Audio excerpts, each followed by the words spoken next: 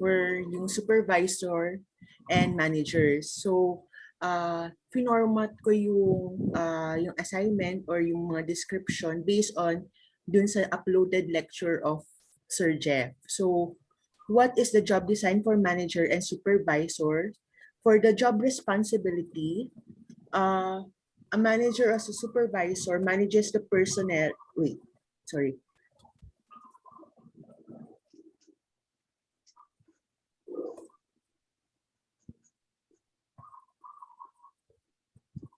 So it is her or his responsibility to manage the personnel and keep the working relationship among employees harmoniously.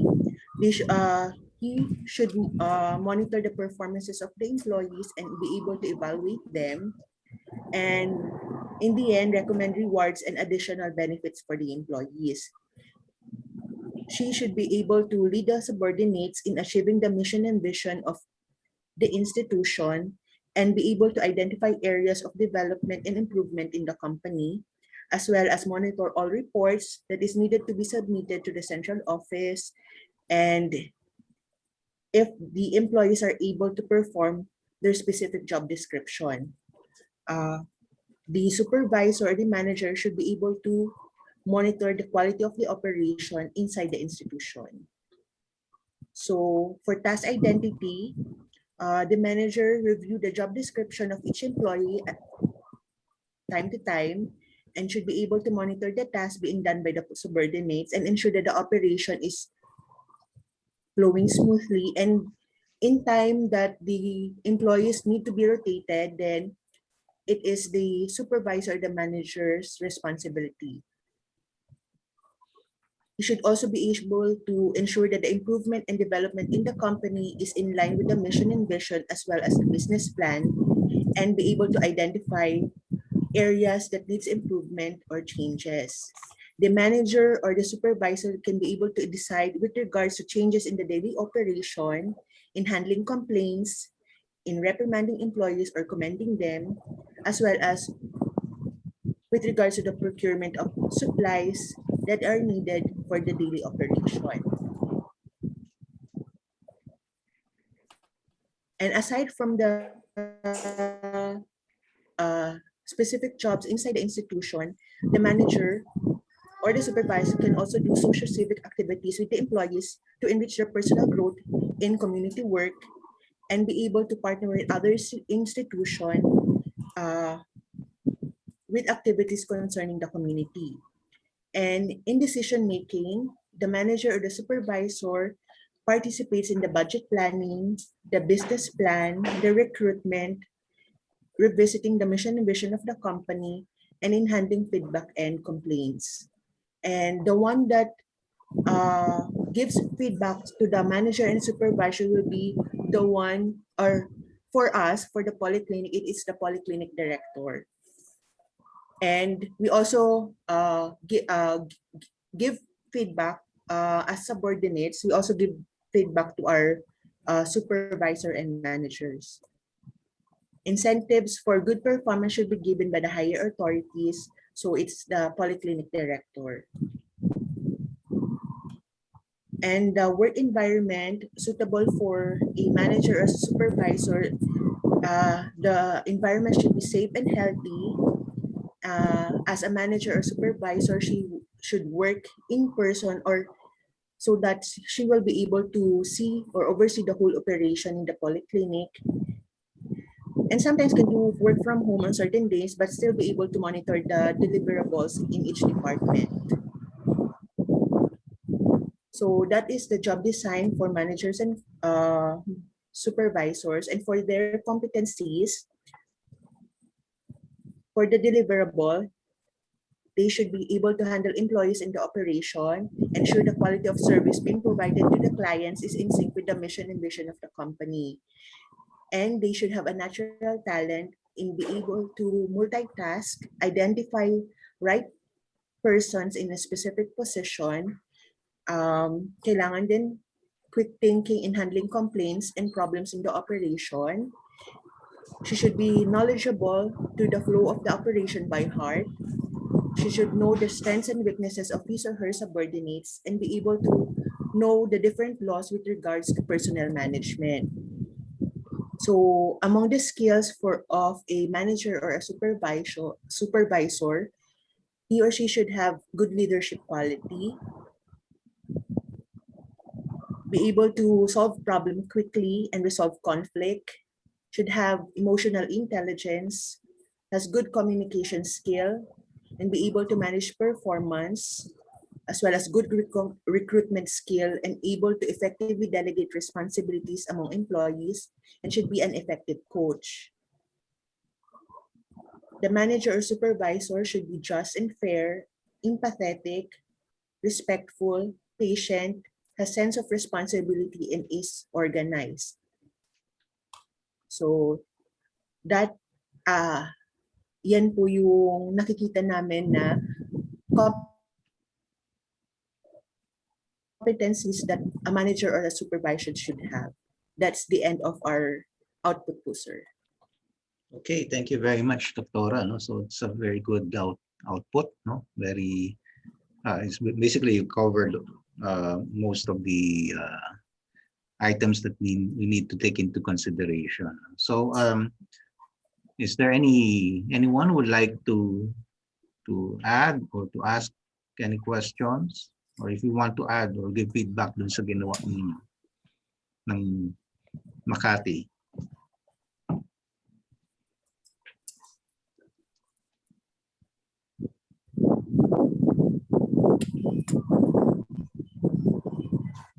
Yes, Alvin, you have any questions or any feedback or insight? Wala pa po, Sir Jeff.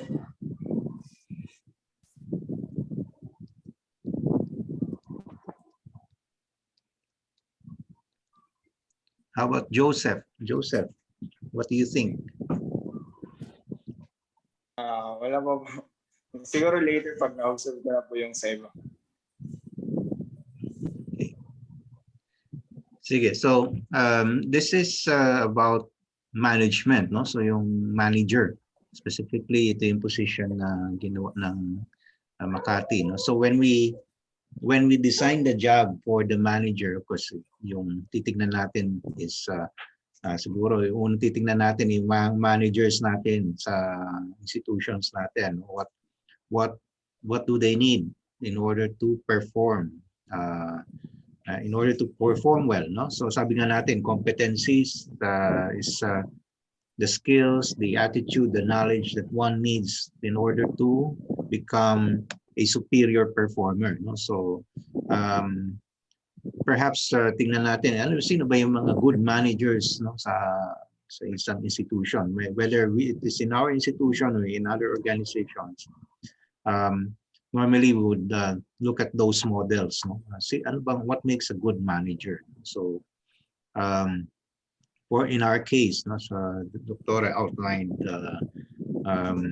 basically yung mga kailangan ng isang manager in our organization, no? So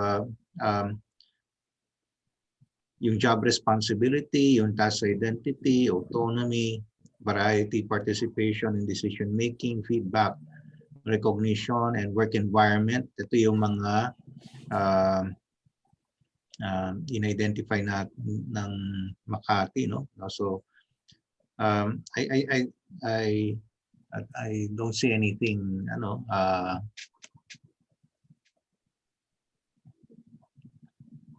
yeah, it's basically these are all necessary for a management position. Okay, now when we think about just a few things, now when we think about job design, yung unang, if we go back dun sa natin strategy, no? So strategies, lahat ng job design are designed around the strategy that we are trying to do, no? So the first step really would be to identify what are the functions that we need in order to implement our strategies effectively, no? So one of the jobs or the tasks that is needed to be able to do our strategies or implement our strategies effectively and achieve objectives of course, need natin doon yung management ability, no? And oftentimes, management ability, this would be very different from, this is a different set of skills. No? Mapapansin niyo doon sa binigay ni Doktora, she outlined the kind of skills that a manager would possess. No? Sometimes in some institutions, no, what happens is that kapag ka merong magaling na tao, magaling yung performance niya, so sabihin natin in one of the medical departments, no, magaling tong taong to, he's a good, sabihin natin good nurse, no, magaling sa nursing skills, etc. And because sometimes magaling sila sa nursing skills, no, i-promote natin to, gawin natin siyang head ng department or head ng unit. And minsan, they'll perform, okay, pero siguro yung ano lang natin doon, titingnan lang din natin is not everyone would be able to fit in a management task immediately, no? Or it also requires some degree of training or preparation before you let someone assume a management job or management task. Dahil may ibang set of competencies ang isang manager with the competencies of let's say like a nurse or a driver, no, or other positions in the organization, an accountant. Iba yung managerial skill or managerial competence. So siguro dito yung ma-add ko lang dito, no, in terms of knowledge. When you talk about management, especially the higher you go up in the management ladder, the higher the set of skills that you would need to have, no? So if you are in a higher management position, then you need a broader set of skills or broader set of knowledge, skills, and abilities, no, to be able to perform well in that level.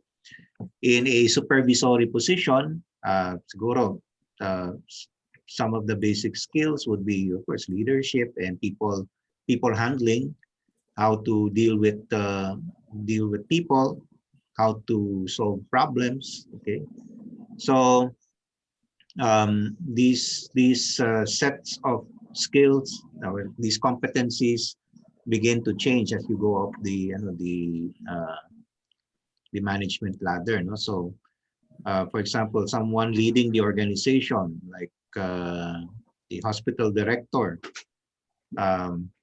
hindi lang dapat yung how the hospital would operate ang kailangan alam niya. Okay, definitely kailangan niyang alam, dapat basically you cover all of the 4 management functions, no? HR, marketing, finance, and operations. Okay, so you have to be very familiar with all of those functions.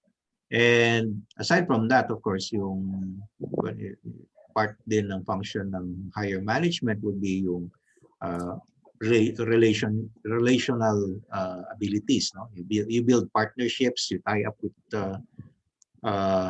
you also tie up with other organizations. You would need also to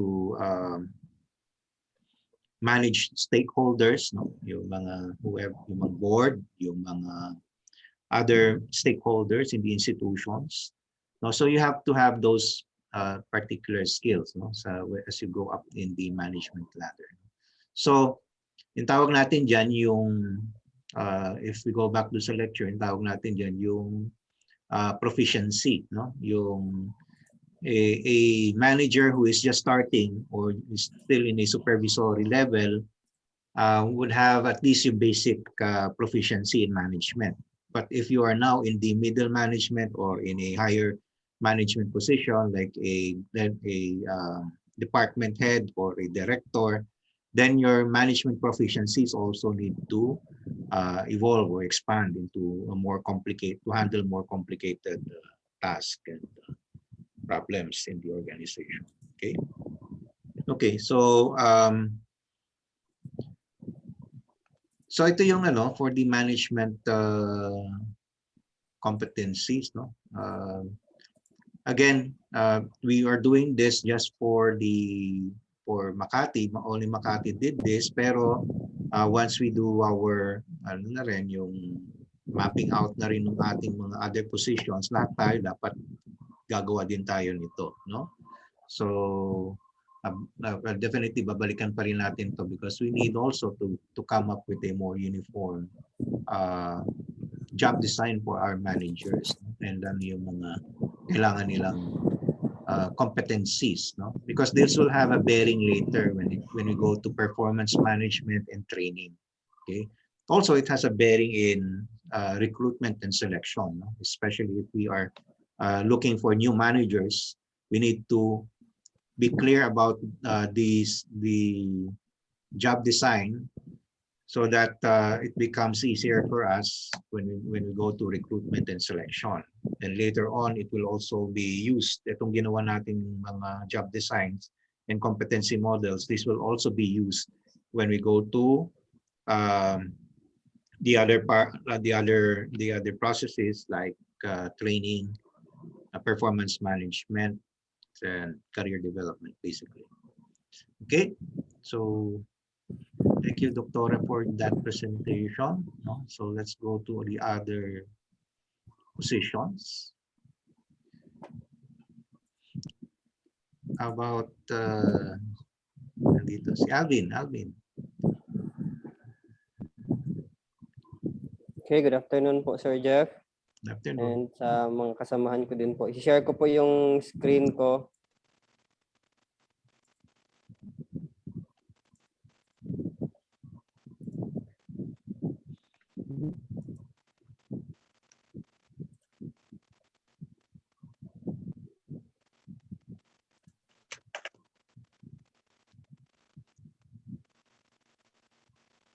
Okay, para po sa na-assign po sa akin sa amin sa MATI is para po sa radiology. So, ang sa amin po na radiology, ang current po namin na staff is 3 lang sila, 2 staff na radtech at saka yung head po nila. So, para po sa head, Pwede ito mong po lakihan, yung Alvin? Lakihan mo yung size nung... Sige po, Sir Jeff. Yan po, Sir Jeff. Yan. Okay, so nag-base lang po din ako sa JD na nasa amin, na nasa 201 po nila. So ito po yung JD ng Chief Radtech namin. Sir Jeff, naririnig po ba ako? Medyo maingay po. Yeah, okay lang. Okay lang po, sige po. So ang job title niya is ang Chief Radiologic Technologist. So ang department nila is yung radiology. In terms of organizational relationship, so ang Chief Radtech namin ay report directly to the radiologist, yung doctor, to the hospital director at saka yung ancillary services coordinator namin, which is under sila. Tapos yung Chief Radtech namin is siyang taga-supervise ng staff radiology at saka yung staff X-ray technologist. May isa pala kaming X-ray technologist, yung RXT dati. Tapos 3 sila ngayon. Tapos coordinate sila sa different sections and department like sa ward, sa ER, sa OPD, then sa cashier, sa doctors, at sa mga clinic po ng doctor. So the job summary of a Chief Radtech is responsible for the supervision and technical services of the overall operation, quality assurance, and processes in the radiology department. Plans, schedules, and organize radiology workload, ensure that patient care is provided to patients of all ages. So, yun po. So, ang Chief Radtech po namin is meron po siyang sa kanyang duties and responsibilities, meron po siyang administrative since sa job summary po niya is siya po yung nag-supervise sa overall operation. Meron din po siyang technical, ito na po yung sa technical na ano nila. So first po dito sa administrative, management po ng radiology operation. So ito po yung mga duties and responsibilities niya. Formulates and implement departmental and hospital policies, procedures, and regulation in compliance to regulatory agencies. Second po is oversees adherence to professional standard, hospital policies and procedure, local and legal requirement. Third is prepares and submit monthly reports to the upper management. Fourth is oversees staff in the operation of imaging equipment, evaluates accuracy and quality of images and provide technical assistance. So ang panglima po is organized workflow.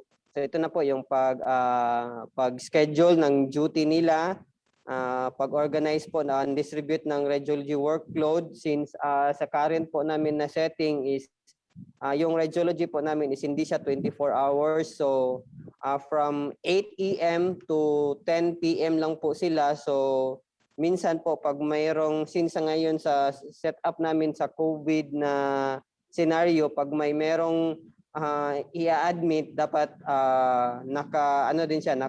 nadaan na yung X-ray procedure na, so meron silang on call po na ginagawa pag kailangan talaga yung stat na X-ray po. Then pang-anim is ensure that radiology staff understand their duties and delegated tasks. Pang-pito is responsible for the performance of radiology staff, evaluates and recommend personnel action. So siya rin po, for example, may ma-hire na bagong radtech, so siya po ang evaluate and magbigay ng recommendation kung ang staff ba na ito ay recommended for regular po siya or i-end yung probationary period niya. So siya rin po ang magbibigay ng disciplinary measures. Kung may memo po tungkol sa staff niya, siya po ang magbibigay ng memo. For example, successive na yung late niya, yung mga absences niya, awol niya. Although kami po ang magbibigay ng data kung kailan po siya na late or nag-awol, pero si head pa rin po ang magbibigay ng memo. Siya rin po ang magbibigay ng feedback or counseling during performance evaluation. And then resolve conflicts and formal complaints among staff. So, pang-8 po is responsible for the instruction, orientation, and supervision of new staff. So kung meron new staff po, aside sa hospital na orientation na ginagawa, siya rin po ang magbibigay ng instruction or orientation doon sa technical side sa loob na nila ng radiology. 9 is communicate information, new directives, hospital policies and procedure to staff. So during po may mga bagong policies and procedure or mga hospital memos na kino-communicate sa kanya, siya po ang mag-i-inform sa mga staff niya, mag-delegate. 10 is implement and monitor radiation safety measures to ensure safety of patients and staff and compliance with government regulatory requirements. Manage and maintain a high level of expertise in reducing issues effectively to guarantee the safe operation of radiographic equipment, ensuring an efficient flow of optimal utilization of resources. 12 po is coordinate purchase and supply of and equipment. Then ito po, sa lahat naman po ito sa amin dito may nakalagay talaga na attend all hospital activities. Yun po ang sa management side ng isang radtech head namin. Pangalawa naman po is sa technical side. So ito na talaga yung mga procedure na ginagawa nila doon sa radiology department or section. So sa receiving area,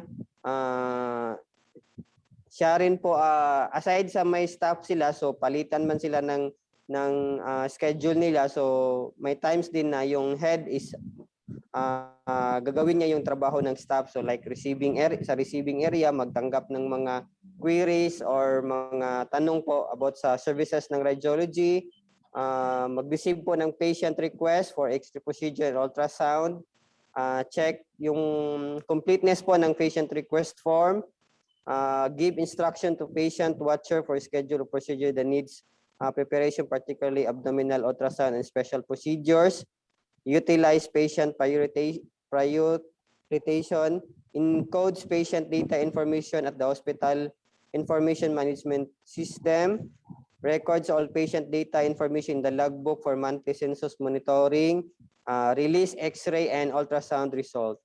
So sa technologies naman po, encodes patient data information at the CR system, selects and the proper examination of patient order by the respective physician. Minsan kasi yung pasyente is hindi niya alam or hindi niya kabisado kung ano ba yung nilagay ng doktor na like chest X-ray, or hindi kasi masyado nilang alam yung terminology, so yung staff natin or yung head ang nag-explain sa pasyente. Third is if patient have previous record, follow the step on how to import decom image, process the cassette and ensure that align to the size of the cassette being used. Label the patient's X-ray image with full name and date taken. Save the X-ray image and clicks in the end button to be viewed by the radiologist at the respective viewers. Prints X-ray images of patient who need a copy. Transfer X-ray images to CD for patient who need a copy. Performs roller cleaning when told by the system. Clean cassettes and imaging plate every other day. So ito po, sa exposure room naman, dun sa actual na pagdaan ng procedure ng X-ray, so carry out daily warning up of the X-ray machine after switching on. Perform diagnostic procedures such as general X-ray and special procedure. Indicates a marker for every examination. Applies radiation protection procedure to all patients. Sa ultrasound naman po, encodes patient data at the ultrasound machine. Makes preliminary interview of patient, especially pregnant women, including their LMPs for encoding purposes. Does a pre-scan for patient for QUB request. Check and refill the thermal paper of the machine. Check and refill the ultrasound gel. Assist the patient during the procedure. Radiologist workstation. So ito na po, mag-assist sa radiologist. Magpa-participate po sa tele-radiology. Print diagnostic results sent by the radiologist. So other responsibilities po ng head, receive complaints of patients and resolve the problem that may arise, participate in overtime duty and on-call system, cater the needs of the patient, especially yung emergency cases na po, ensure annual calibration of X-ray machine, ultrasound, preventive maintenance, update all pertinent documents while maintaining the accurate and concise records, maintain the technical approach and procedures as well as the machine, troubleshoot equipment and apparatus to avoid possible clerical incident, protect the security of the radiology records and other information that confidentiality is maintained. So sa qualification po niya, ang education po niya, dapat graduate siya ng radiologic technology with PRC license and at least 2 years of experience in radiology department. Sa knowledge naman po is management on all radiology operation, rotation, radiation protection. So yung RadTech head po namin is meron po siyang training about dun sa radiation po, then patient care, then ng skills po niya is dapat service-oriented, attention on details, organized, ability to multitask, able to interact with people, a wide range and background, and computer literate po. Then sa staff naman po,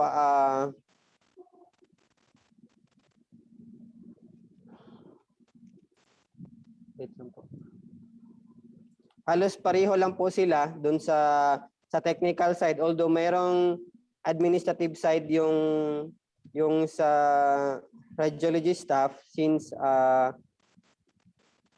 like po mag-maintain ng work operation and quality result of the following policies and procedure, support the chief RadTech in maintaining a high level expertise and reducing issues effectively to guarantee the safe operation of the radiologic equipment, adheres the professional standards, department and hospital policies, then attend all hospital activities, yun po. Then sa technical, yung mga nabanggit ko kanina sa RadTech is yun pa rin po. And the other responsibilities. Sa education naman po or sa qualification niya, dapat din graduate siya ng radiologic technology with PRC license. Then same po sa knowledge at saka sa skills po. Yun po, Sir Jeff. Okay, thank you, Alvin. So yung unang present mo is yung chief Yan po, yung radiologist. head. Opo, yung head po And then ng ito, radiology. Isa is Sa staff na po. staff. So basically the same ang kanilang ginagawa other than the administrative. Yes po, Sir Jeff. Okay, so the administrative mas marami yung yung chief radiologist. Yes po, Sir Jeff. Question lang. How do you determine yung number of years of experience? Why 2 years dun sa chief radiologist? Itong sa qualification niya, Sir Jeff. Why 2? Bakit hindi 5, hindi 1, hindi 3? Siguro, Sir Jeff, kasi ito, Sir Jeff, is kay kasi kay sister kasi ito na ginawa niya. Tapos, based sa namin, Sir Jeff, for the radiology department, ang ginawa lang na 2 years siya since yung staff din, Sir Jeff, is sometimes din kasi they are ini-start na po sila na i-train as maging chief RadTech po just in case na mag-alis po yung chief RadTech po, Sir Jeff. So I think ito po yung siguro, Sir Jeff, tama na years, 2 years lang na experience po. So yung staff pwedeng walang experience, fresh grad? Yes po, Sir Jeff. Pwede po. Basta meron lang po siyang license po, Sir Jeff, at saka yung license po, Sir Jeff. Then during po sa niya, sa pag-stay niya is i-offer po yung mga training na fit po sa kanya or kailangan po.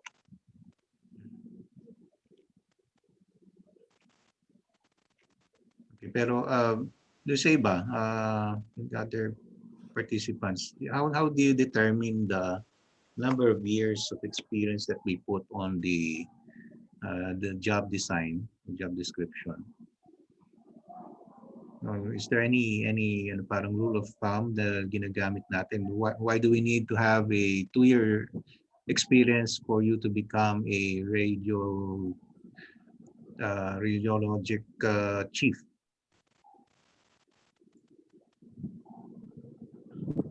Is there anything that makes a 2-year experience parang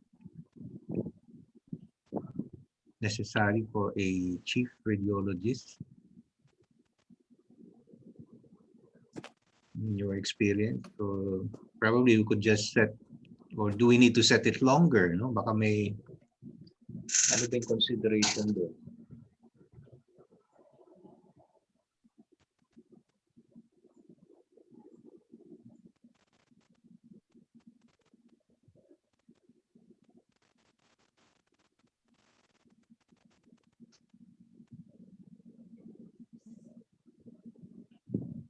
At least 2 years. So,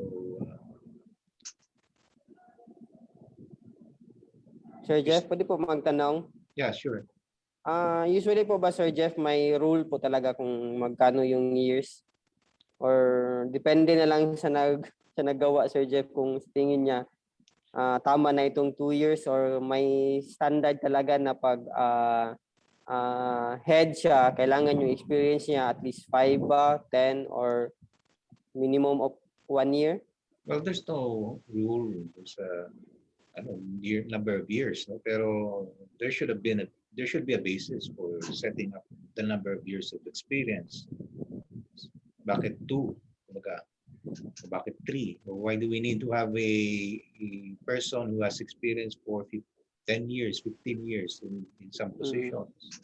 Ano ba yung anong nagiging basis natin? Okay. Okay po, Sir Jeff. And I'm asking you, for those of you who are familiar with these medical positions, what is the basis for setting the number of years of experience?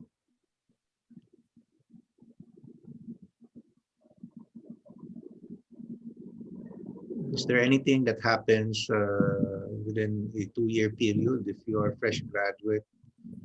If you're basically performing the similar functions, technical functions that you have performed, or you have been trained to as a licensed RT. Yes po, Sir Jeff. What is the additional 2 years experience required? What do they need to have in that 2 years of experience? Siguro, Sir Jeff, within 2 years siguro, kung staff siya, dapat ma-train na siya or alam na ma-train na siya or may training na siya, especially doon sa safety ng radiation po, Sir Jeff, sa radiology. May train kasi yan na dinadaanan yung ano namin, Sir Jeff, yung RadTech head namin na sa about radiation man yun, Sir Jeff. So isa siguro po yun, Sir Jeff, na dapat ma-train din yung staff.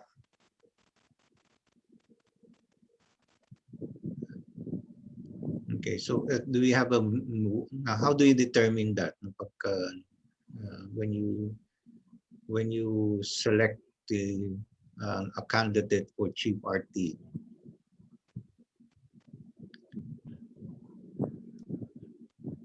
Based po sa experience, Sir Jeff, sa 2 years.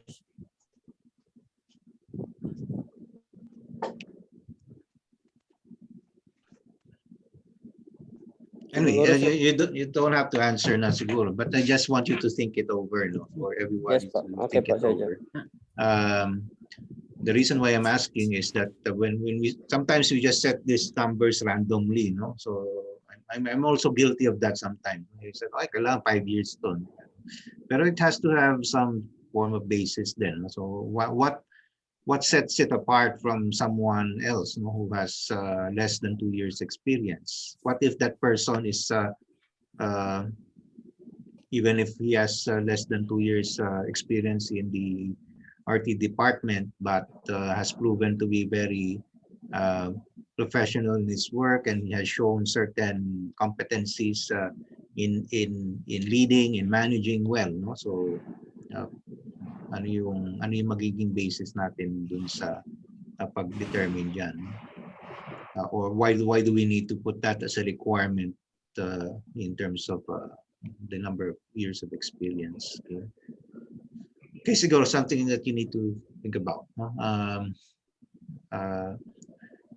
Ako, if you're going to ask me, dapat may basis din tayo for setting these qualifications, no? So I'm setting this qualification because sabihin natin, for a person to handle this particular task or job, like managing a department, this managing a department, by our experience, we have observed that the managing this department, a person who is supposed to manage this department should have gone through certain training or preparation. Okay, so sabihin natin, ipopromote natin itong taong to from one of our staff, gagawin natin siyang chief or head of a department or unit. This person should have gone through certain training or preparation during his stay or his employment, no? So before we can promote this person should have gone through all of this preparation that we have predetermined. He should also have shown certain abilities during that period, no? And siguro kahit man lang yun, no, may certain basis tayo for that. Setting the minimum number of work experience that one needs. Kasi there's siguro from my experience, there's certain skills, no? Like for example, bagong accountant, no? Graduate lang sa accounting, pasok ng trabaho, siyempre, yung lahat ng alam niya, mga theoretical, no? So hindi lahat yun, mga na-practice na niya or na-encounter na niya. He needs to have a certain period of time to be able to go through all of the important processes or activities that an accountant would need to go through and experience the nuances of the work. So to become more familiar. How long does one that usually take? No, so after 1 year, can we already assign this person to a supervisory position, or can we assign this person into a more complicated task?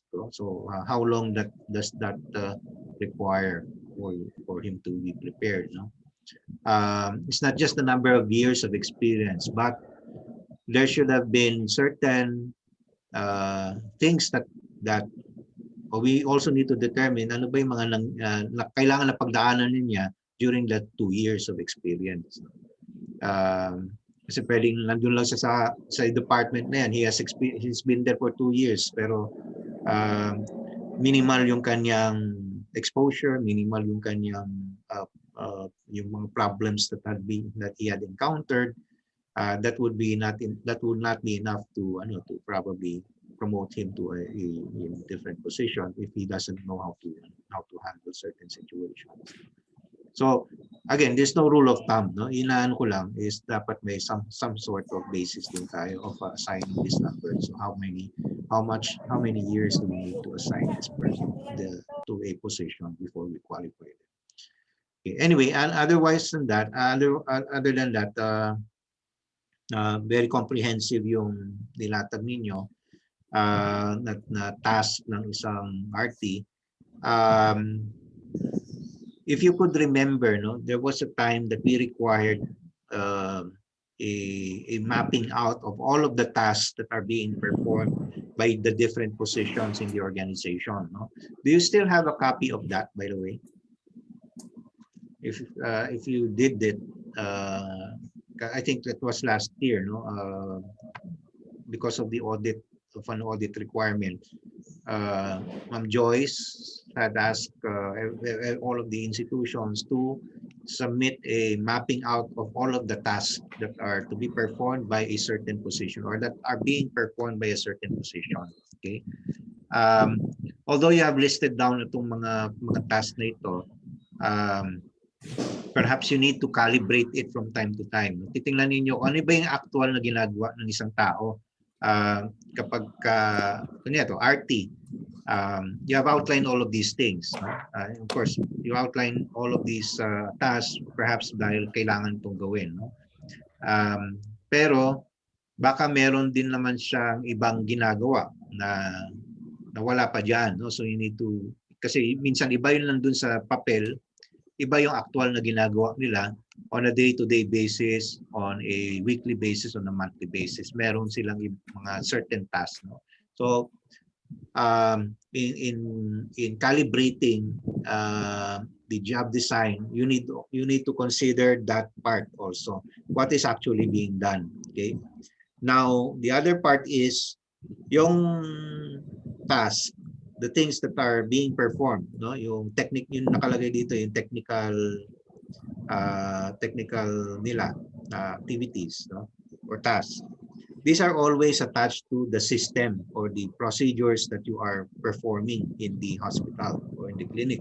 So it is important also that klaro yung mga proseso o procedures ng so when those processes or those procedures change, therefore you also need to calibrate again yung design ng job. You need to include any changes doon sa tasks that are being performed because there was a change in the system or the way things are being done. Okay, so you need also to reflect that onto your job design. No? Then finally siguro ano po can you go up dun sa reporting who this person reports to, yung this is for the staff, right? Ito yung sa staff.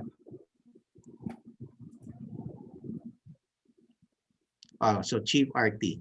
So itong chief staff RT, okay. So it reports to the chief RT. Okay. Then coordinates with the station. Pero doon sa chief RT, tingnan natin yung sa chief.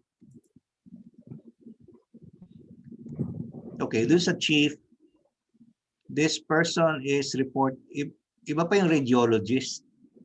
Yun yung doktor na radiologist, Sir Jeff. So this is a doctor, yung radiologist. Yes, okay. Opo. Who is directly supervising the chief RT? Dito sa amin, Sir Jeff, is the ancillary services coordinator. So he is the direct supervisor. Yes po.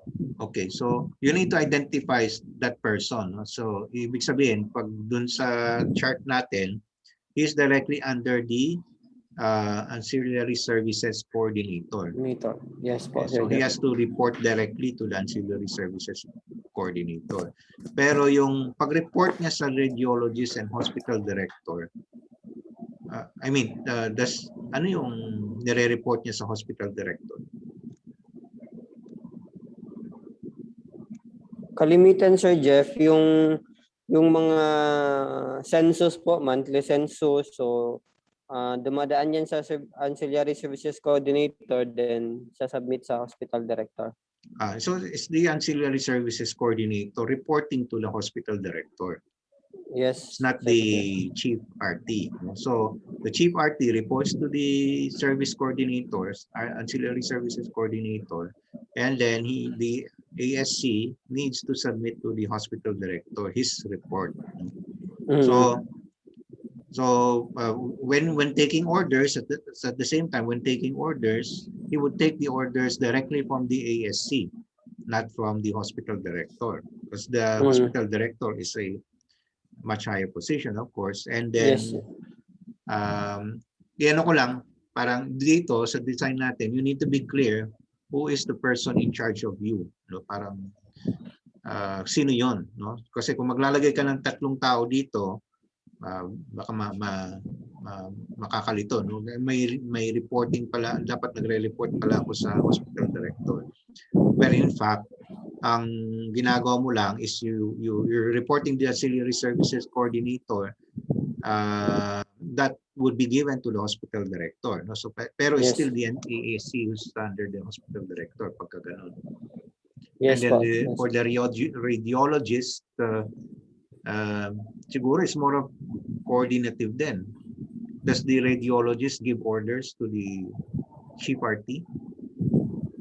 Sa structure kasi ng DOH, Sir Jeff, is ang radiologist is siya yung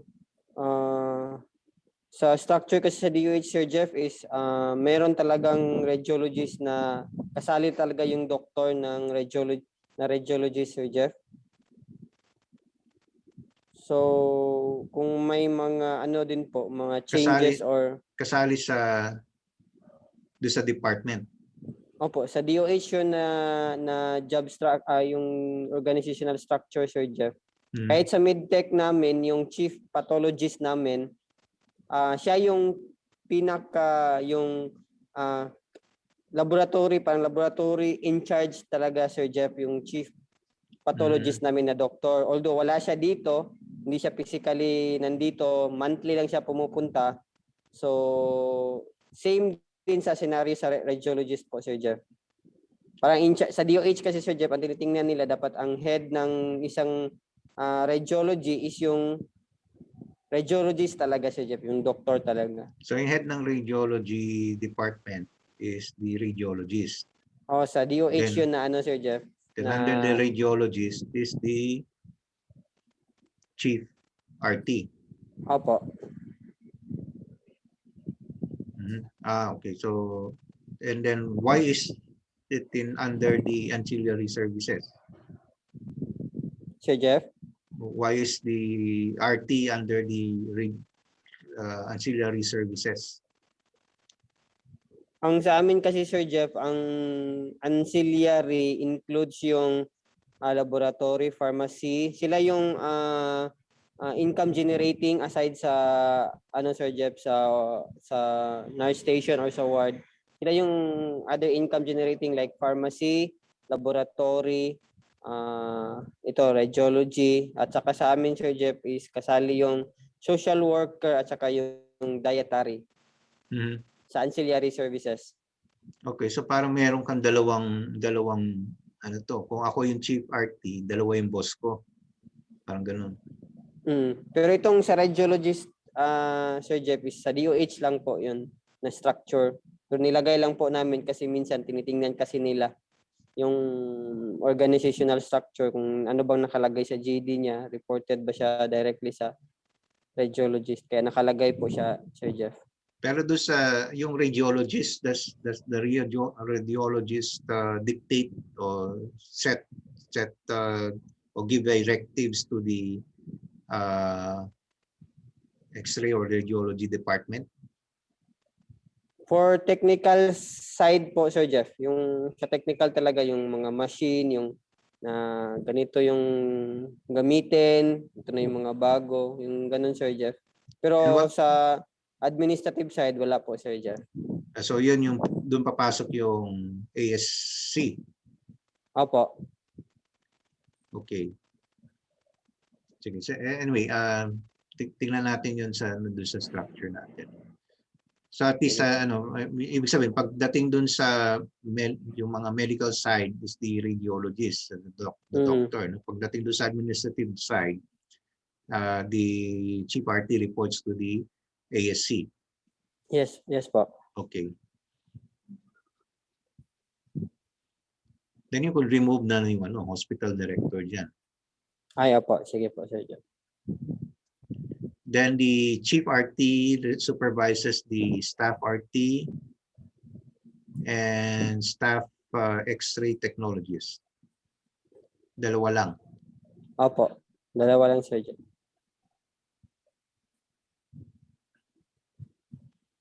Okay. Yeah, important din kasi maging klaro yung organizational relationship because we need to know kanino ka magre-report o kanino ka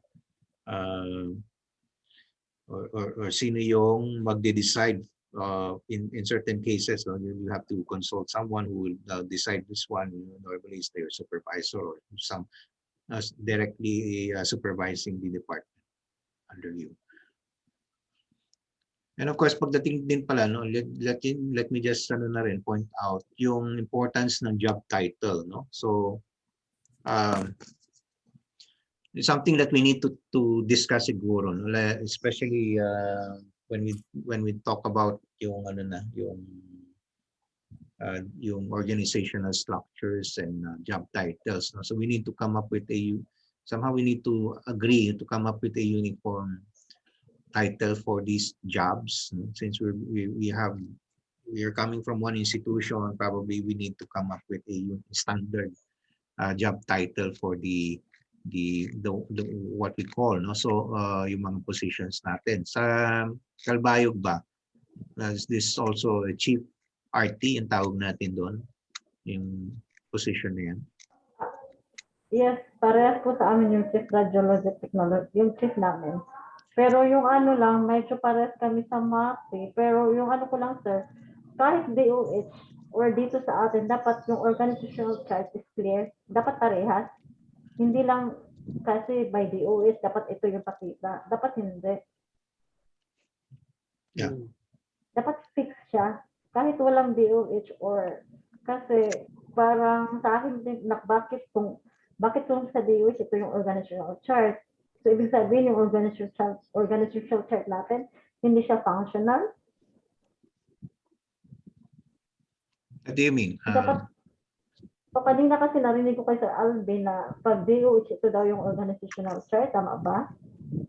Yes, ma'am. Like sa laboratory namin, sa organizational niya doon na nakalagay, meron talagang chief pathologist, yung Oo, doktor. mayroon talaga yun. Pero sa actual natin, wala man chief pathologist. So, tinanong ko yung head doon siya para sa Dapat DOH ito, sir. sa amin kasi, kung ano yung DOH, yun yung ina-apply namin ngayon.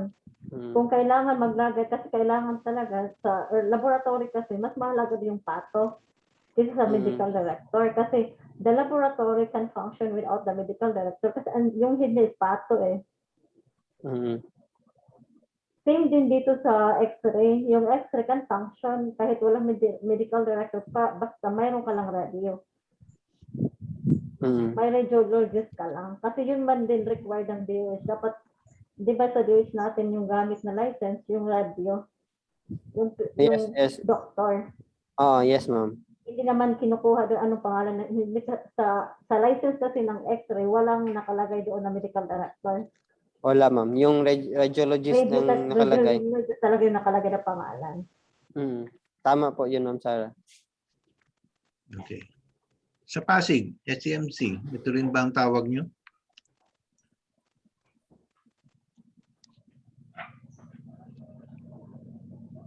Ano yung nalakas magagawa? Dito ba si Vanessa Nes? Nasaan ka? Wala pala si Nes. Okay, anyway, sige. So, just some, meron pa ba tayong gustong idagdag or Sa amin pala dito sir sa Calvario, yung radio, yung x-ray, under po sa admin sa akin. Kasi nga, because of the, yung sa income, sila ko yung income center department. Pero yung head nila, yung like sa laboratory, yung pato, then after ng medical director muna, ito yung pato. Same din sa x-ray, sa medical director, yung radiologist, then yung chief na. Okay. Sir Jeff? Yes. Dati po talaga yung ancillary, wala po talaga yun, Sir Jeff. Under po lahat sila sa admin. Kami dati. din po, wala kami ancillary services din. So, nung time na si Father Eric ang naging hospital director, nilagay yung ancillary services na department, Sir Jeff. So, yun yung sinabi ko kanina, pharmacy, laboratory, x-ray, social services, at saka yung dietary. Kaya nagkaroon ng ancillary services. Pero dati talaga po, is nasa admin po sila. Ano lang yun sa amin, sir, just sa admin siya, pero may broken line, like yung pathologist reported to medical director, tapos yung radiologist, broken line reported to medical director. But the staff, about operation, report to admin. Okay. Sige. So, okay, iyan lang natin. No? So, babalikan din natin tong discussion na ito pag i-finalize natin yung mga items sa hospitals. No? So, again, we will set a separate meeting for hospitals only na lang para ma-finalize natin tong ating job titles, jobs, yung organizational chart structure, and then itong competency models natin. Sir, tingin din kami sa iyo ng ideas or suggestion regarding dun sa experience. Kasi di ba, kahit nga sa amin, kami rin naglagay, ilan pa yung experience, 2 years or 3 years. Yung standard ba yun? Kung mayroon tayong standard regarding sa work experience. Kasi ngayon po, nagkakaroon kami ngayon ng second liner. Like yung chief radiologist namin, dapat may second liner siya. Kasi kasi dito kasi sa ngayon pa lang kami sa pa-implement, dapat may second liner. Kasi what if kung si chief radiologist mag-leave? Yeah, ideally, dapat meron na kayong mga identified persons who are more or less next in line, because that would also be part of your preparations. No? We're not saying that, itong taong to automatically, ito na yung papalit sa'yo pagka nawala. Pero it is also helpful that if you already somehow have an idea kung sino yung pwede, or mas maganda kung lahat may potential, no? Pero pagka ganon, you also need to prepare as well. Ano yung gagawin ninyong preparation? What will you need to do to prepare these people to assume a higher position later, no, if when the time comes, no, na needed na yung person in a higher position. So ito yung importance of having the competency model, no, one of the reasons why we need the competency model, so that we will determine ito yung kailangan na competency of a person assuming the chief RT role, so that in order to prepare people to assume this role, we need to ensure that they also have the same or these basic competencies of a chief RT.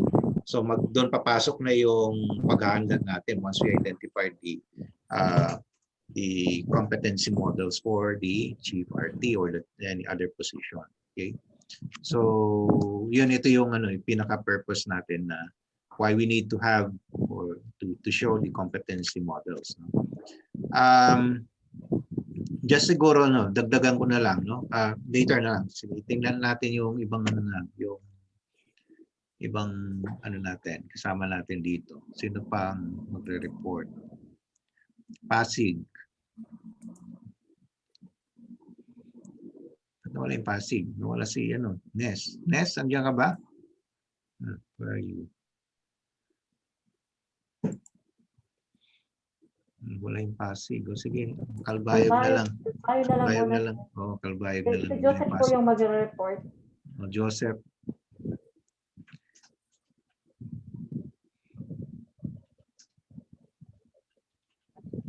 Kita po ba? Yes. Okay. Oh, yes. Okay na po ba yung reception ng audio? Yes. Okay. So let me start po. So yung na-assign po sa Calbarg is for the medical technologies. So yung sa laboratory. Unahin ko po muna yung sa Chief Medical Technologies. So ang kanyang job overview, the Chief Medical Technologist is responsible for the supervision of other medical technologies and laboratory aids. So mainly talaga ang Chief Medical Technologist dapat supervision lang. So with regards to the technical part, dapat at a minimum lang. So yung mga technical parts dapat ng medical technology na profession, dapat nandun na siya naka-assign sa staff medical technologies. So yung job duties and responsibilities. So number 1, supervision talaga. Supervises other medical technologies and laboratory aids. So number 2, ito naman yung mga reports, prepares and submits approved procurement requests for clinical laboratory supplies and reagents. So number 3, monitoring. So monitors and calibrates all equipments in the clinical laboratory and requests for repairs of defective units. Number 4, implements quality assurance measures in the clinical laboratory. Number 5, determines whether specimens are correct. So siya nag-verify whether accurate, adequate for examination yung mga extract ng blood, yung mga other requested tests. So sa kanya talaga yung dadaan. Number 6, monitors the stock level of reagents and supplies in the laboratory. 7, prepares annual so mga reportorial na trabaho. Number 8, prepares the papers required for the OH licenses. Refers to the pathologist as the need arises. So nagre-report siya sa pathologist. Number 10, ito is dapat at a minimal level lang. Performs various chemical, microscopic, serologic, bacteriologic tests of the body fluids, considerates skin scrapings, and surgical assessment. So ito dapat is, ang exposure nito nasa staff medical technologies. 11, checks validity and accuracy of the test results obtained by laboratory personnel on a sample basis by performing that same test and comparing results. So verification. 12, keeps records pertaining to tests. So yung mga pag-archive, ganon, dapat nakadokumento lahat. 13, prepares work schedules and assign duties to workers in the laboratory. 14, makes ratings and recommendations for promotion. So responsible din siya sa mga in times of performance evaluation, siya rin yung nag-decide, isa sa mga point persons. Gives instruction to new workers in procedures and techniques of performing tests. So with regards to mga bagong staff ng laboratory, so he or she may also interview new laboratory personnel. So kanino siya mag-report? So generally, sa pathologist, sa medical director, and sa hospital administrator. So job conditions, works on different shifts, and 2, performs other substantially related duties that may be assigned to them from time to time by the pathologist, medical director, and hospital administrator. Anong requirements na pagiging chief medical technologist? So, he shall possess a license on medical technology, so RMT, and must have leadership traits. So, bakit merong leadership traits? Kasi ang position nito as chief medical technologist,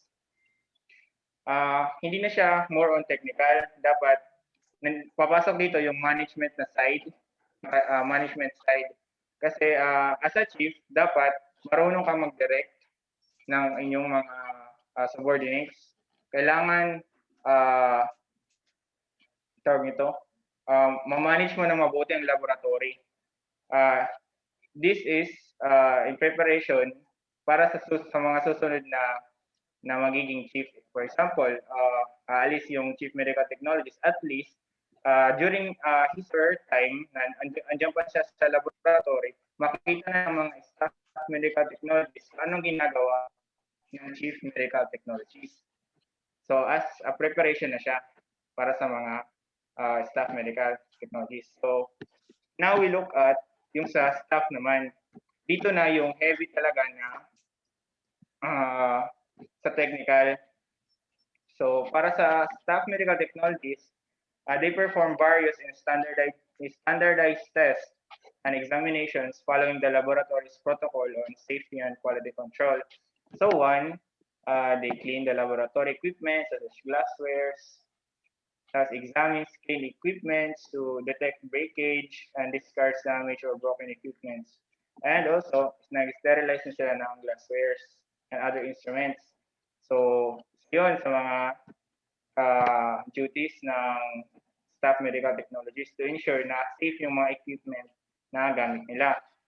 Number 2, sila din draws or extracts blood from patients, observing strict principles of asepsis and antisepsis, receives from patients or from other members of the staff yung mga sample for the tests. 3, determines whether specimens are correct, adequate, and fit for examination. So before nila i-forward sa kanang chief medical technologies, dapat yung staff is kaya nilang ma-determine whether these are correct ay yung mga examinations na kanyang nagawa. So pag na-forward na doon, i-verify na lang ng chief medical technologies. Next, performs various chemical, microscopic, serological, bacteriological, and cytohistological tests. So ito yung mga test na ginagawa ng ng staff medical technologists. So yung hematology, cytohistology, clinical chemistry, microbiology, clinical microscopy, and serology. Ito yung mga, I believe, tests na available ngayon sa hospital. So, the same sa mga nurses, nag-document din yung mga medical technologies. So, they write all findings on laboratory result forms, brings results to the nurse station for admitted patients. So, nagko-coordinate din sila sa nursing service. Same din sa mga OPD. So, sila nagre-release ng mga results. Next, record results of all laboratory examination on its specific logbooks. So meron silang existing na logbooks na pinifill out nila for all the laboratory examinations. Sila din nag-send out ng mga specimens. So other hospitals, if the need arises. And also sa mga request the hospital messenger or record patient to bring them to the laboratory of choice. So sila din yung na-manage niyan.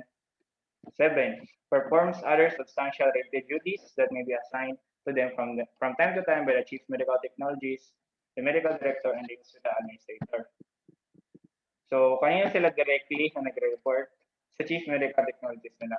So, yung mga concerns ng staff medical technologist, pine-forward nila sa chief medical technologist, and from then, the chief medical technologist will forward it to higher ups. So, ano conditions ng kanilang trabaho? They work on different shifts, of course. Number 2, performs other substantially same lang kanina. So, dapat i-edit ko lang ito.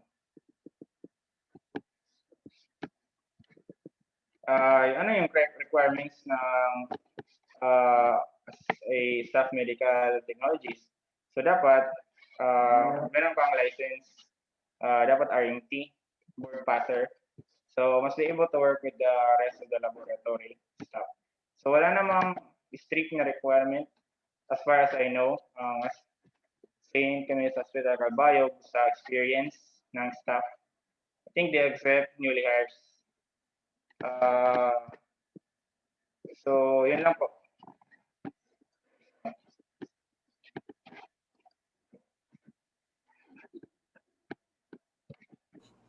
Okay, thank you, Joseph. Pwede nga, ibalik mo dun sa chief. Chief. Hello. Okay. So this is the job description ng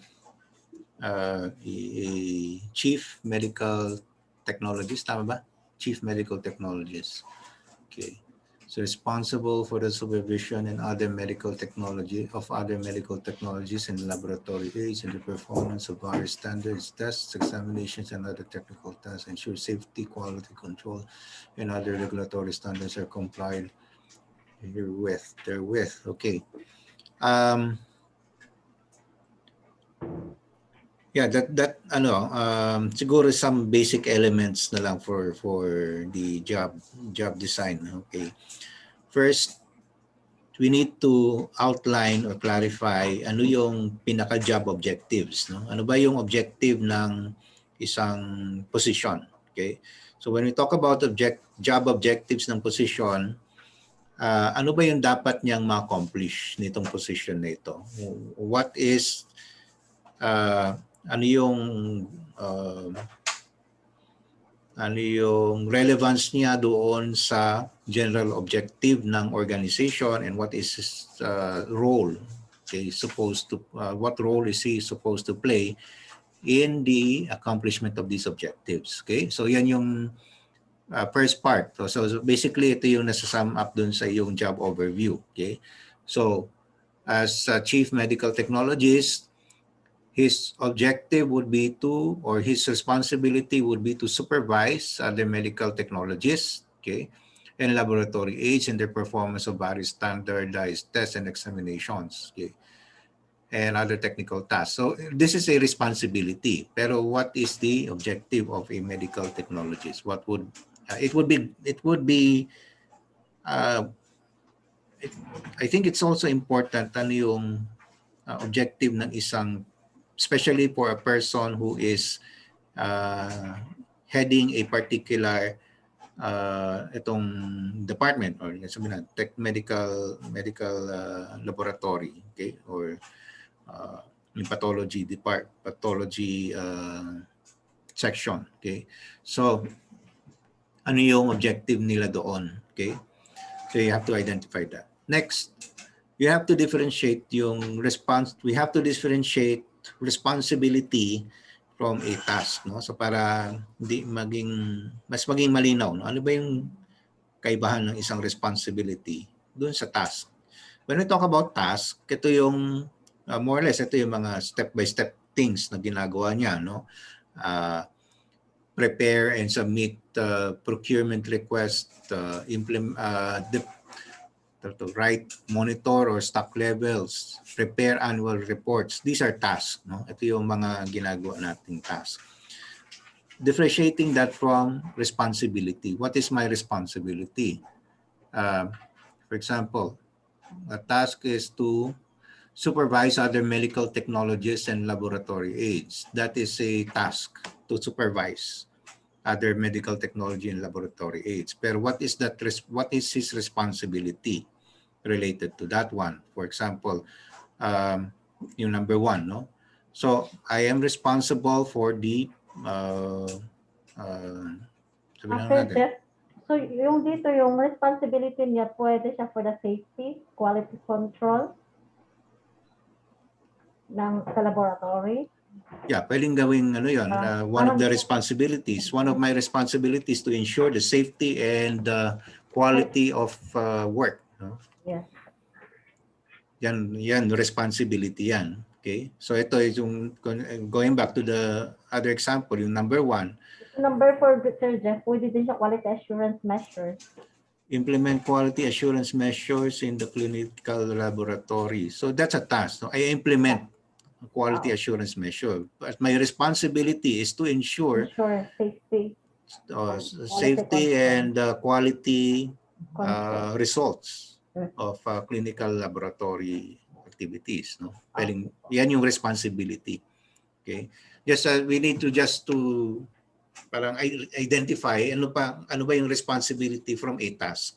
A task is something that you do. A responsibility is something that you ensure that about dun sa mga ginagawa mo, no? Okay? So something that you in turn become accountable for. Ibig sabihin, kapag ginawa ko ito, I'm responsible for the safety of and accuracy of the laboratory results. I'm responsible for that one. So my task would be to supervise the other medical technologies, to train them. That's a task. To teach them and to review the report. That's a task. So that I will ensure that the reports submitted by this department are accurate and of quality. Now, if there is a mistake, ibig sabihin, mali pala yung lab results because of something that I have failed to do, then that becomes an accountability, stemming from your responsibility, okay, as medical technologists or chief medical technologists. Inano ko lang yan example, na nakukuha po ninyo yung ibig ko sabihin. Yes po, Sir Jeff. So yung task, ihiwalay natin from the responsibilities, no? So yung task ginagawa. Ito yung ginagawa ko. Yung responsibilities is more or less ito yung nagiging resulta ng ginagawa ko. Okay. Then if we go back, we go down, no? Dun sa. Oh, by the way, maganda din siguro when you do this, you separate since this is a chief medical technologist position, is a supervisory position or managerial position. Dapat i-separate mo yung supervisory function from the technical function. Okay? So, ano yung sa supervisory function? Ano yung mga dapat niyang gawin dyan? Ano yung responsibilities niya? Okay? And then do sa technical function, ano yung mga responsibilities niya doon at yung task na dapat niyang gawin? Okay? So, the task is basically ito yung step-by-step things na ginagawa mo dapat. Okay? And then yung it's basically yung dalawang divisions na pwede mong gawin dito. Okay? Doon sa staff function naman, kaya kalakihan doon is technical. No? So ito yung mga technical tasks na gagawin ko. But I also have some administrative tasks. No? So ihiwalay mo rin. Ano yung administrative task ko? Ano yung mga technical related task ko. Okay? So paghiwalayin mo na lang para mas madaling mag-refer doon, no? Hindi siya halo-halo. Okay? May although naka-separate naman, ma-identify mo naman. Pero siguro mas naglagay ka lang ng separate heading for those things so that you could also review it easily later. Then pakibaba nga.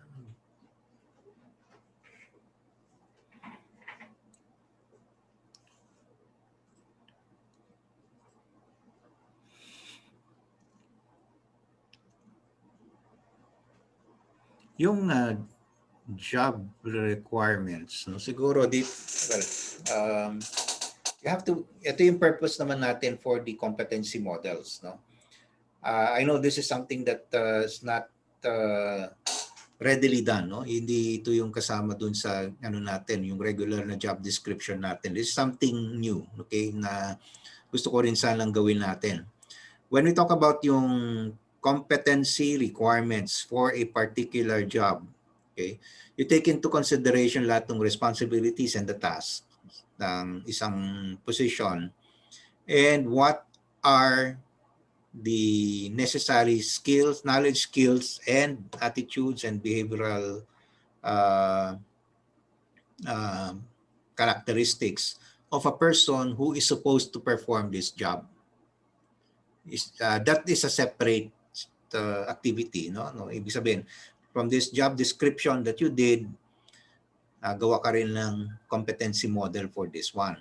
Okay? Kasi yung competency model, hindi lang ito para sa for the purpose of recruitment, kasi later gagamitin mo rin to for, like I said, gagamitin mo rin to for training and development, for performance management. Okay, so in creating that competency model, you take a look at your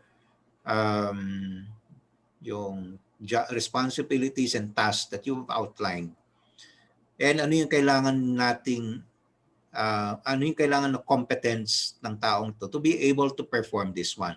Okay? So for example, yung administrative task ng position na ito, what would this position, or what would a person in this position need in order to perform well yung administrative task na yun or yung technical task na ito?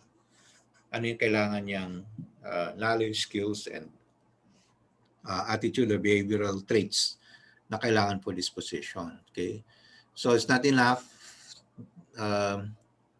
although this is for the for the selection part, no, pero it would not be enough to just put in there someone who had passed the board or medical on MT.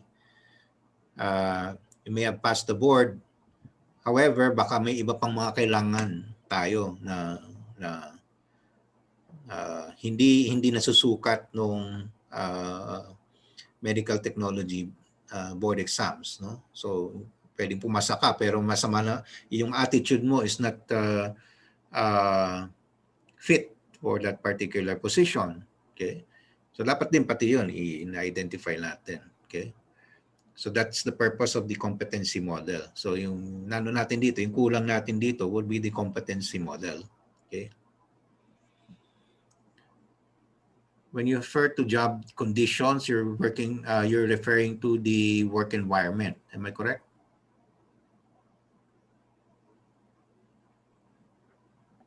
Yes po, I believe so.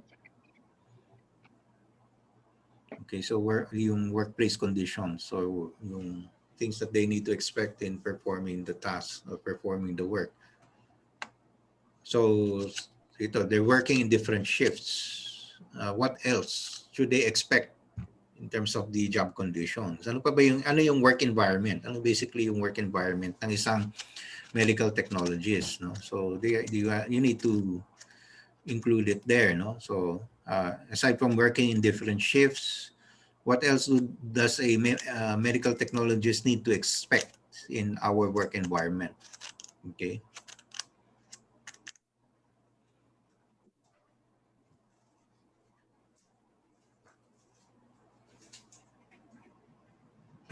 Especially ito, laboratory, no? So it's a laboratory work environment, no? Ano yung nuance, ano ba yung dapat ma-expect ng isang taong magwo-work dito when he is working in a laboratory setup? Okay, yun lang sabi ko lang, no? So, again, yung considering all of the other comments I made earlier, no, i-ano nyo lang din, i-calibrate nyo rin yung ano natin, yung ginawa ninyo dito against doon sa actual na ginagawa. Okay? Kasi later, and then sa competency model natin, kailangan din natin i-calibrate din yun. No? So you outline the competencies that are needed, then you will also need to calibrate that with the actual competencies na meron tayo dun sa, no, meron yung mga tao dun sa positions na yan. Okay? Okay, so do you have anything to add? Or any questions? Wala na si Sir SCMC. Jeff? Yes, Sir Jeff? Sir Alvin? Need po ba yung job conditions na malagay? Since sa amin kasi walang nakalagay na job conditions. And I think itong sa Calbayog is may nakalagay talaga na kung anong shift yung duty nila or kung offices man sila, nakalagay din yung time ba, Sir Jeff? Or kasi sa amin wala, Sir Jeff eh. So need ba po ba itong job conditions na malagay din? Ideally, yes. No? Mm-hmm. So, ibig sabihin, lahat ng ina-outline natin dito is ideally dapat meron. Okay? Mm-hmm. Because what we would like to do is to, kasi may indications kasi lahat ito dun sa other processes natin eh. The more that we have identified all of these areas that are needed in a particular job, no, the more accurate we will be able to plan out yung other processes na gagawin natin. Like for example, yung performance management. Okay? Posible baka yung performance niya is affected by sabihin natin, yung physical environment o yung condition ng workplace. That could also be a possibility, no? So mas magandang ma-identify natin itong lahat. Ito yung mga areas na kailangang na ilalatag natin for a particular job so that mas magiging accurate yung gagawin natin mga other processes later. Okay, performance management, salary and compensation, training and development, career pathing, lahat yan. May lilink natin lahat yan dito, no, sa job design and competency models. Okay po. Okay po, Sir Jeff. Salamat po, Sir Jeff.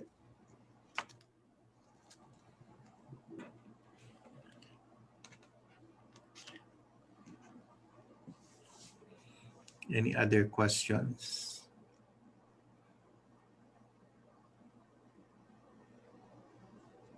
Or any other insights that you'd like to share? Sir, by the way, yung Chief Midtech namin, nagpe-perform din siya ng task po as staff Midtech. Pag minsan kulang po, may mga nag-leave, yung Chief Midtech namin, nagpe-perform siya ng task ng isang medical staff, Midtech staff. Yeah, ideally dapat kung ikaw yung chief MT, hindi lang siya nagsusupervise, but alam mo yung ginagawa ng staff. Kasi pagka nawala yung mga staff, at least ikaw alam mo rin gawin, no? Opo, hindi lang siya kasi kung supervisory lang, yung ano namin dito yung mga head kasi, nag-duty din kasi sila as a staff. Pero of course, kung kumbaga yung laki ng ginagawa mo, kung ikaw ay nasa supervisory function, mas supervisory na yung yung ginagawa mo compared dun sa technical.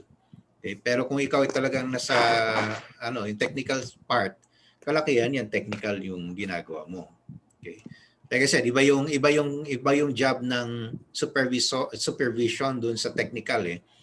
Ibang competencies yan, dalawang magkaiba yan. So, if you are a supervisor or a manager, most of the time you are really supervising and managing. Okay. Pero of course, since you're managing a specialized department like ito, yung pathology laboratory,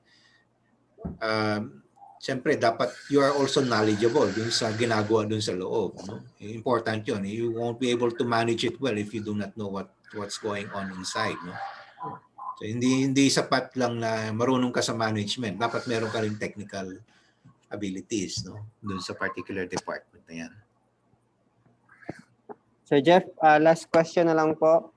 Yes po. Kung sa, hindi ko masyadong naabutan kung yung sa qualification nila, nakalagay din ba yung years of experience? Like yung sa tinanong mo sa amin po, kung may required ba sila na years?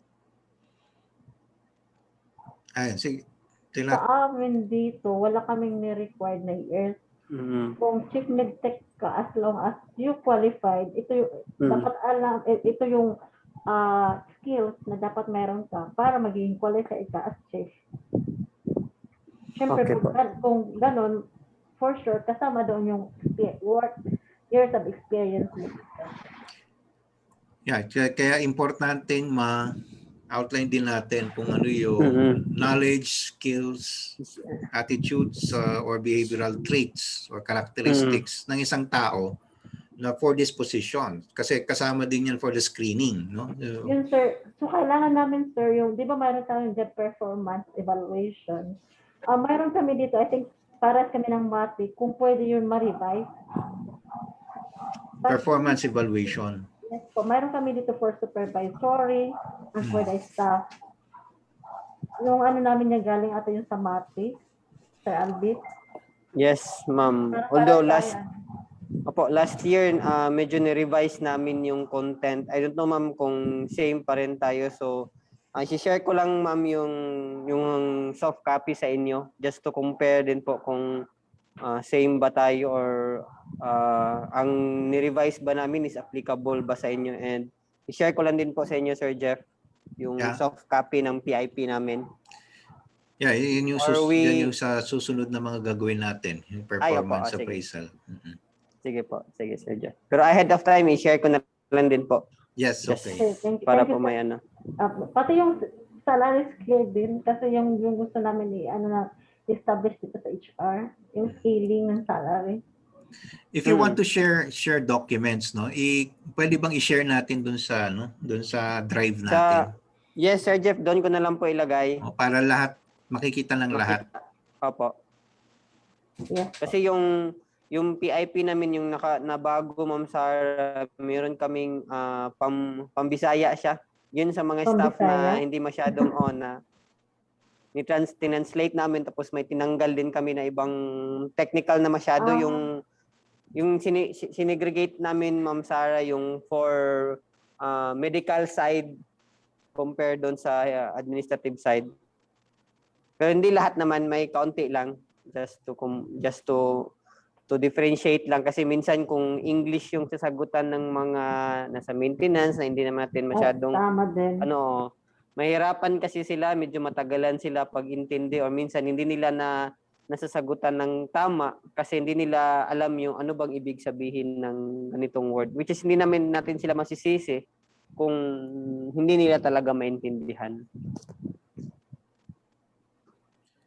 Doktora, may question po kayo? O may sasabihin po kayo? Comment lang, Sir Jeff, kasi di ba kine-question natin kung yun sa number of years of experience. Siguro first na i-consider kasi natin doon is yung number of staff sa each department. Siyempre, guys, sa polyclinic, konti lang kami. So, sa laboratory, wala naman kaming specific experience. Although, more than 10 years na pareho yung staff namin, dalawa lang kasi sila nagpapalitan. Then, meron lang kaming naka-allot na parang on-call dahil yun po yung requirement ng DOH. So, sa number of experience, depende una sa number of staff. Kung halimbawa sa amin sa polyclinic, dalawa lang. So, yung mas senior is yun po ang assigned na Chief MedTech, which is responsible dun sa lahat ng licenses, yung kumakausap kapag dumarating yung DOH sa laboratory. Like yung kina Ma'am Sarah din, yung Chief MedTech namin also performs yung daily task ng Staff MedTech. Kasi dalawa lang nga po sila. Then yung sa Staff MedTech, more on sa technical side. Then if kailangan lang ng tulong nung Chief, nung sa mga reporting, yun lang po ang ginagawa. So siguro magdedepende yung number of years, depende institution and yung number of staff nila per department. Then yung halimbawa sa radio department, nire-require ng FDA na yung chief RadTech is at least employed for a year. Not necessarily na parang kasi sa amin is yung chief RadTech namin, siya bahala dun sa license, pero assigned din siya sa admin namin. Meron lang kaming RadTech staff na gumagawa mismo ng daily task ng RadTech, which is supervised pa din ng chief. Yun po. Depende din po sa requirements ng FDA as well as yung sa DOH. Sir Jeff. Okay, thank you, Dr. Ang, for that information. So yung, for example, may requirement ang government ng minimum. So ito, for this position, may minimum dapat na ganitong work experience ang ilalagay nyo dyan. Yan yung basis natin. No? So ilalagay nating basis yan because it is a requirement of a regulatory agency or the government. Pero if there are no requirements for in terms of number of years, then we still need some basis also of how to evaluate a potential candidate for a particular position. Okay, so if we're going to base a candidate qualification in terms of the number of years of experience, then we should have a basis of why we assign a particular number of years of experience in order to qualify someone for a position. Yung sinasabi naman ni Doktora is dependent dun sa number of staff. Okay, so wala naman tayong problema doon since the staff had been there for quite some time because they've been there for so long. Of course, they've already learned all of the necessary things to learn in order to run it competently, yung laboratory, for example. Ang ano lang natin dito is siguro ina-apply natin to if we are getting someone new to a particular position. Okay? Sabihin natin, nawala yung tatlo o yung dalawa na laboratory staff natin for some reason. Sabi lang natin yan. So we are now going to replace them with someone new. Does this person, how many or what sort of experiences does this person need to have in order to assume this position that is vacant? Yon ang makakatulong sa atin is yung ating competency model. Okay? And dun sa competency model, it would also help us determine the number of years that this person should have already possessed to be able experience that this person possess in order to perform that job na paglalagyan natin sa kanila, so that that person will perform equally or even better for that particular position na ilalagay natin o paglalagyan natin sa kanya. Yun yung point nung what I was asking kanina is dapat may yung more or less meron tayong basis for our recruitment or appointing a person to a particular position. And yung basis natin is basically yung competency model. And for a higher position like a managerial position or supervisory position, there are certain skills that you only gain after experiencing a particular task or job for a certain period.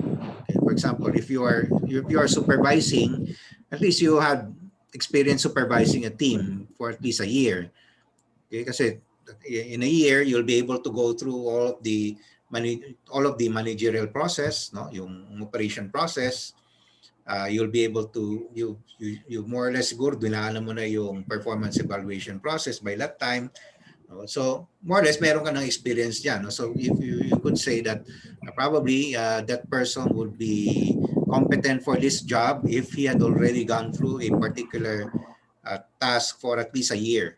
Na nakasanayan niya for at least a year, then he will be able to perform this task better compared with someone who has not experienced a particular task. No? So yun yung the reason why we appoint certain number of years experience in our qualifications.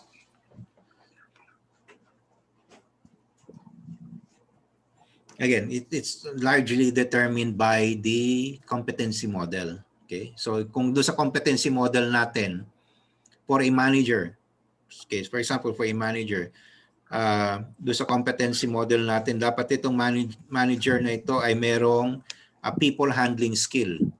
Sabihin natin yung kanyang skill, people handling skill.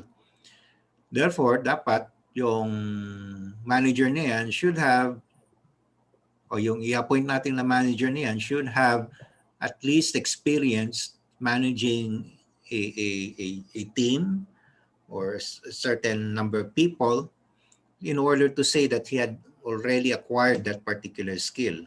Other than formal training siguro, merong siyang naging application ng skill na yan. Para sabihin natin, ito, qualified na siya para ilagay as supervisory na taong to. Okay? Kasi yan, kung may pinagpipilian tayong tao, itong taong to walang naging experience versus someone who already had experience, then syempre mas makakalamang yung taong may experience. Okay? Dahil naranasan yan yung particular job or task na yun. Kaya kailangan natin lang iset ano ba yung mga parameters natin in determining how long of an experience should a person have in order to perform this role, especially managerial.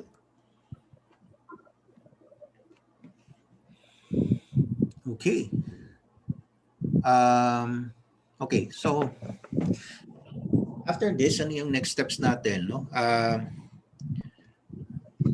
Again, like yung ginagawa natin for the organizational design, no? Kasi pag isang set ito organizational design, the job design, and the competency models, no? So, kindly post yung i-upload ninyo yung inyong draft o yung output ninyo doon sa ating drive. Then I will discuss this to you individually, no, per institution. Okay, first individual muna. Then when we finalize everything, we will meet again para magpa-finalize naman tayo. Okay, this is just for this exercise purpose natin for this training, hindi yun for the positions lang. Okay, once we have learned or once we have come up with a model dun sa, for example, ito na-finalize natin yung para sa managerial position o na-finalize natin ito yung para sa grad tech at sa med tech. Okay, ito na yung gagamitin nating model for the rest of the positions na gagawin natin. Okay, so ibig sabihin kasi itong for exercise purposes, isang position lang pinagawa ko sa inyo, bawat isa sa inyo. Okay, pero kailangan natin gawin yan para doon sa lahat ng mga positions doon sa loob ng organization based doon sa organizational chart na gagawin natin o ginawa natin. Okay, so before we can even move forward, dapat natin yun, mailatag natin ng maigi na yung pinaka-final output natin dito. So what we're going to do after this one, I will again make the rounds of talking to each one of you with regards to this one. Preferably siguro by next week siguro. Is it okay with you if I set meetings with you next week? Anytime next week, or sabihin niyo lang sa akin kung meron kayong mga schedules and we could just reset. I will just send you schedules next week, preferably hapon na lang, no, para pwede ko kayo i-meet, we discuss details dun sa yung outputs ninyo before we move on to the next one. Okay, now yung next natin is about recruitment, selection, and onboarding.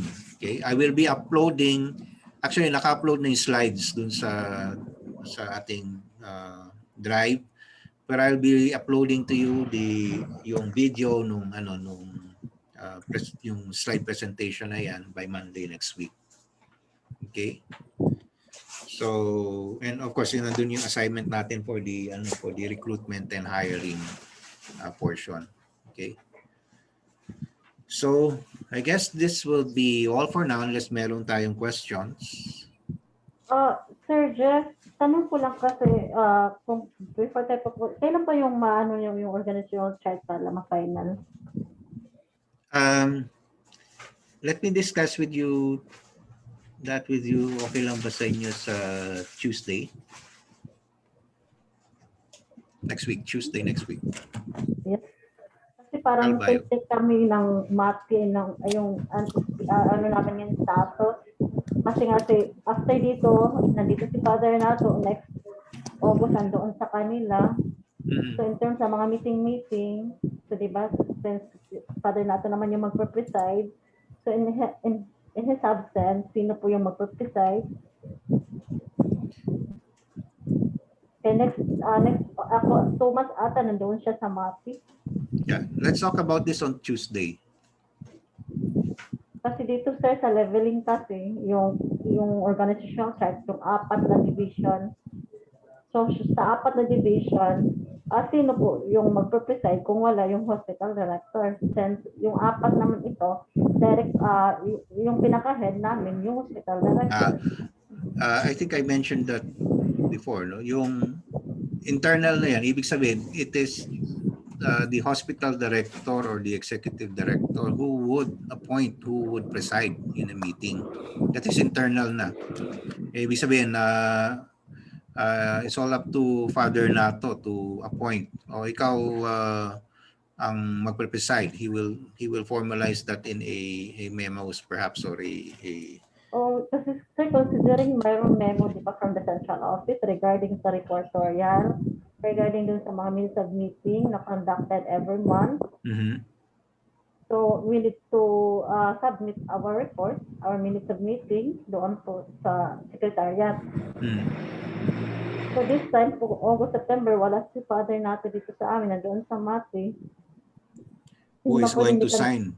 Opo. I think I think Father Nato should appoint someone who would sign. Pero basically kung report yan, hindi ba yan na-forward kay Father Nato? Secretariat na nakalagay doon sa lahat ng mga reports will be submitted to the secretariat. Will be submitted to the secretariat. Apo. Oh. Pero yung mag-preside ng meeting, like yung directorium namin. And then the directorium should be the hospital director, di ba? Yes po, opo. Pero kung wala si Father Nato, in the absence of the hospital director, then that person should be appointed by the hospital director. then yung mangyayari din yan sa MATI, kung wala si Father Nato, dito sa amin. Ganun din sa MATI. So if in the absence of the hospital director, sa Pasig, ganun din ba sir, di ba? in the absence of the hospital director in Pasig, it is the administrative director, si Father John Paul. So, din dito sa amin. Like I said, hindi automatic na itong position na ito yung magpe-preside. It has to be appointed by the hospital director. Now, what I suggest you do, kasi of course, okay, let's be of course, Father Nato is not going to do a memo to appoint someone. Okay? So ang gawin ninyo, you make a memorandum, appointing, sabihin natin, kay Ma'am Sara, you make a memorandum, this is in the absence of the hospital director, the directorium will be presided by the administrative director.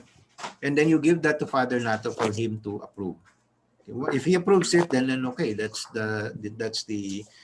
what you're going to follow. Okay? Kasi si Father Nato is not going to make a memo. You have to be the one to make that recommendation. Hindi pwede yung ganun ba sir? Akala ko yung hospital director yung magbibigay ng memo. Yung ano? Yung Akala hospital director. Yeah, but hindi na the hospital director is, parang you have an executive, no? So yung executive is not the one who's writing the memo. Very rare yung executive who will write directly his own memorandum. You are part of the executive staff, no? So if you think that ito yung kailangan gawin, you make a memorandum recommending that this is to be done. Then you submit that to the approving authority, which is the hospital director. If he approves it, then yan yung yung susundin natin. Okay? I thought kasi sir, yung hospital director, before siya mag-leave, magbibigay siya ng order. Sinong gagawa ng order? Akala ko hospital director po, sir. Yeah, the hospital director can do that verbally, no? Pero if he does not do that, If he does not do that verbally, ako yung you have to tell the executive director, no? You have to appoint someone. Okay? Like for example, for example, I do not expect Father Gabi, who is my superior, to come up with all of these rules that ginagawa dito sa central office. I am the one who tells him, Father Gabi, ito po yung policy natin for infection control. I made a memo and I lined up all of those policies. Father Gabi, ito yung gagawin natin. Pakibasa, pakipirma kung approve na sa'yo. Pagka pumayag siya, then okay, yun na, implement na kagad. Pagka sabihin niya, hindi pwede ito, hindi babaguhin ko. Then submit ko siya kanya ulit. O pwede na ba ito? O implement na natin. Okay? That's called we cannot expect them to be the ones to do that. Tayo dapat gagawa nun. Okay? Yung kunyari, in order niya, ikaw Ma'am Sarah, ikaw na yung mag-preside. Okay. Order that is verbal. Pero now, it's part of your responsibility siguro since there's no secretary or what nasa executive secretary ni Father, no? So sinabi sa iyo verbally, then you have to write it down, no? So you write it down in a formal document, then have him approve it, pirmahan niya para may official document na you are officially assigned to do that. Okay? Dapat ganun yung natin, procedures natin kasi we do not expect the executives to write all of these things. Kaya nga sila mayroong staff. Kaya sila may mga managerial other managers to do that for them. Okay. So yeah, I hope I answered your question. So kung hindi niya binibigay yung order, let's not wait, no? Kasabihin mo, Father, pagka umalis kayo dito, walang meeting na nangyari kasi walang mag-preside. Pwede nyo ba i-assign na lang ako? O ito yung memo po. Pakipirma na lang po kung payag kayo. Kung hindi, sabihin niya, ay hindi, huwag ikaw, dapat siya. O di at least alam mo na ngayon kung sino dapat.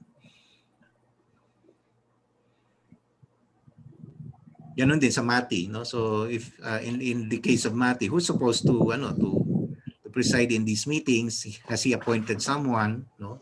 If he has appointed someone, then then there's no memo. Who's supposed to write the memo? Who's supposed to write the appointment paper? We cannot expect him to write it down. No, he won't write it down. You write it down and then have him sign and approve.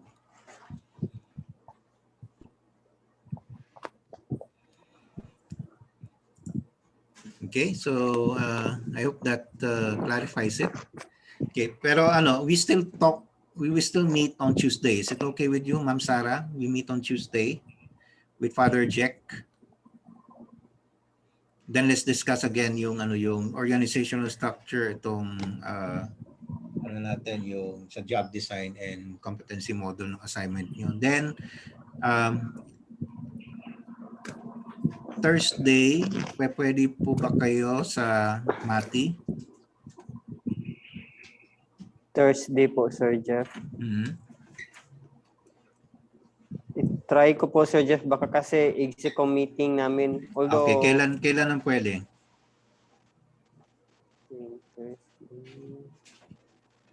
Sir Jeff, mag-feedback po ako sa Monday para ma-finalize ko rin po yung schedule. Kayo po, Doktora, kailan po kayo pwede?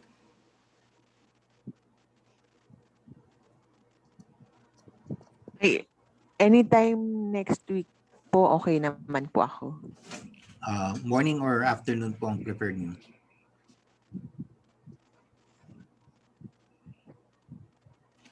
Okay lang po ba? Afternoon na lang, no? Afternoon na lang po, Sir Okay. Jeff. Okay lang po ba ng Friday Ay, kasi afternoon? ano po ba to? Yung one-on-one discussion Yeah, or yung... one-on-one discussions natin. You could invite Ma'am Yes po. Liria. I think afternoon po kasi yung bulk ng operation up to 3, more or less mga 2 p.m., 2 to 3. Meron pala tayong meeting ulit ng July 30. Hindi pala pwede ito.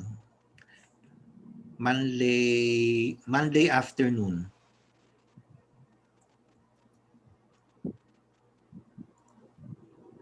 Sige, Sir Jeff, sabihan July ko po si 26. Ma'am Liria din. Okay. Monday. Makati. So, Monday is Makati, Okay sa po.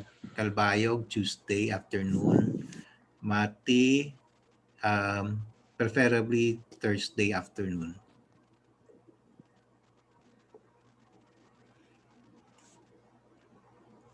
Feedbackan mo na lang ako, Alvin, ha? Yes po, Sir Jeff. Monday po. Okay, so and then Pasig on Wednesday afternoon. Okay.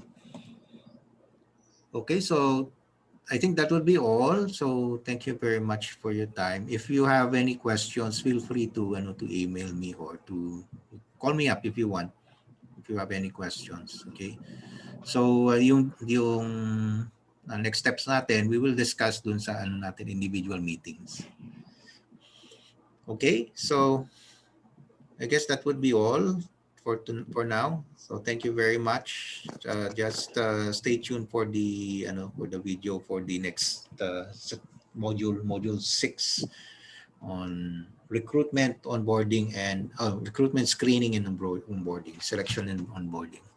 Okay. Okay. So see you again. Thank you very much. Have a nice day. Thank you, Sir Jeff.